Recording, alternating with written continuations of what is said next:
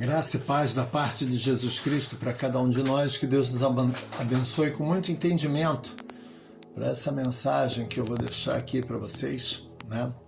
Para vocês entenderem o quão é importante a tua relação com Deus quando ela é alicerçada no teu pedido de perdão, né? No teu reconhecimento dos teus erros, da tua autocrítica.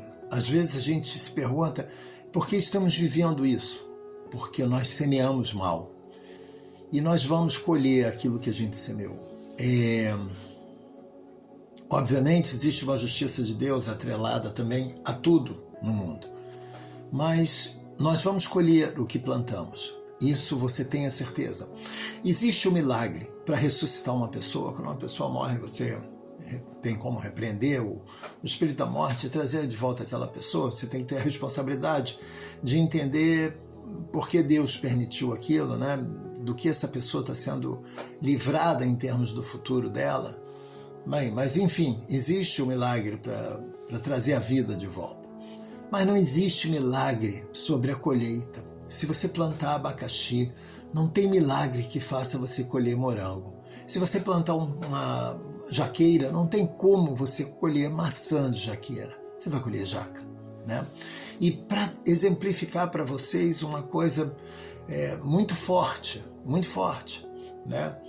Que nós temos hoje no nosso cenário brasileiro. Nós tivemos um presidente que disse o tempo todo que jogou dentro das 4 linhas. E eu acredito que ele acredite nisso. Mas ele foi um dos caras que mais fortaleceu uma lei inconstitucional. Como que uma pessoa que joga dentro das 4 linhas favorece uma lei que é inconstitucional? Lei essa que tinha uma roupagem, uma apresentação de defender pessoas frágeis e inocentes, mas que enchia de poder pessoas com má índole, com mau caráter, oportunistas, cruéis. É uma lei que favorecia mais ao joio e aqueles que são adeptos do pai da mentira do que as pessoas que verdadeiramente eram usadas como vitrine para que essa lei fosse aprovada. Esse presidente, ele fortaleceu essa lei por demasia.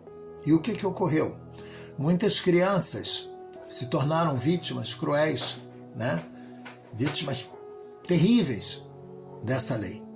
Muitos pais, muitos chefes de família que não tinham estrutura de poder, de conhecimento, de financeira, se tornaram vítimas sofridas dessa lei. Muitas famílias foram destruídas por causa dessa lei.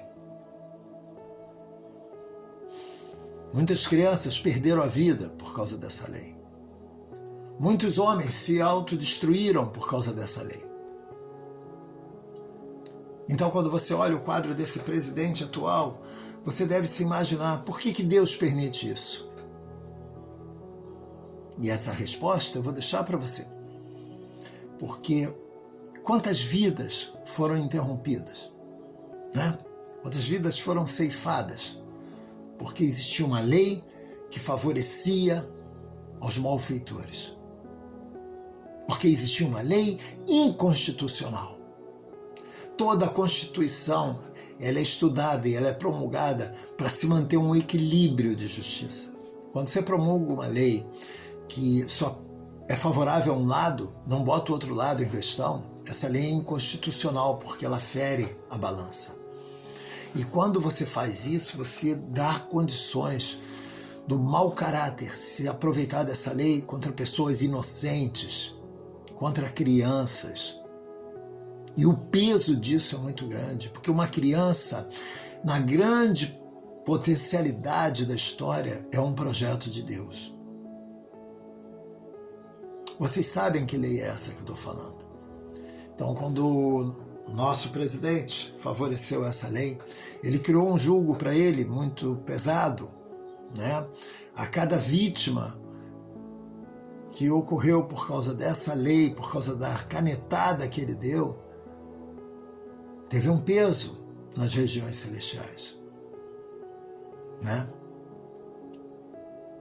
Então, você para analisar e você começa a entender as movimentações que o dia a dia favorece, que o dia a dia traz, né? Então, é necessário que a gente, quando vá fazer nossa oração, que a gente peça perdão a Deus, que a gente peça ao Espírito Santo de Deus que esquadrinhe a nossa vida e nos perdoe daquilo que a gente nem sabe que fez. É necessário que a gente faça uma autocrítica e perceba que o inimigo, ele é astuto e ele vai usar da nossa astúcia, da astúcia dele, para nos enganar e nos levar, às vezes, a promulgar coisas que vão ferir pessoas inocentes. A lei que eu estou falando, ela favorece primeiramente, o fator principal dela é a família cristão-judaica ser destruída. Ela não está preocupada em defender vítima de agressão nenhuma.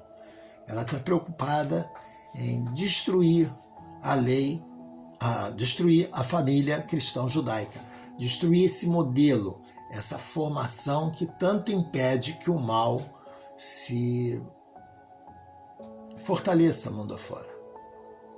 Nós temos que ter muita atenção, muito cuidado quando as coisas se apresentam para nós como se fossem coisas vindas de Deus. Às vezes não é Deus que está mandando, né?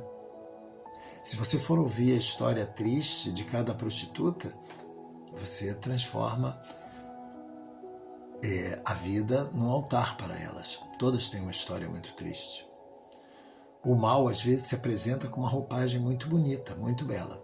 Nós temos que saber esquadrinhar a nossa vida para que a gente receba as bênçãos de Deus, para que a gente seja guardado pelos anjos de Deus. Errar, todos nós vamos errar, mas é necessário que a gente peça perdão a Deus pelos nossos erros. E é necessário que nós tenhamos muita atenção com as nossas atitudes, porque elas podem ser, de forma inconsequente, uma destruição para outras pessoas, né? A gente pode destruir vidas sem pensar no que uma atitude nossa pode vir a fazer. Não estamos julgando ninguém aqui, nem condenando.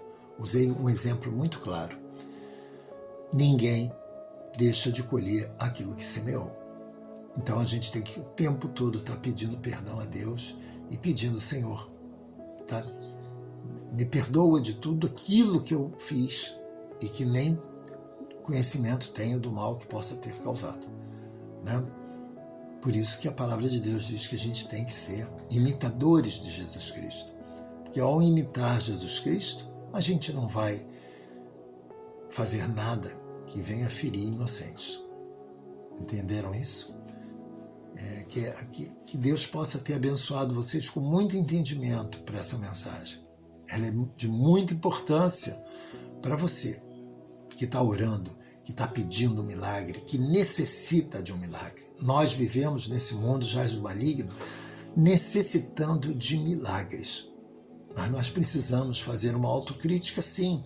Nós precisamos perdoar aquele passado nosso que a gente nem lembra mais, mas que a gente ainda guarda uma mágoa, que a gente guarda uma culpa.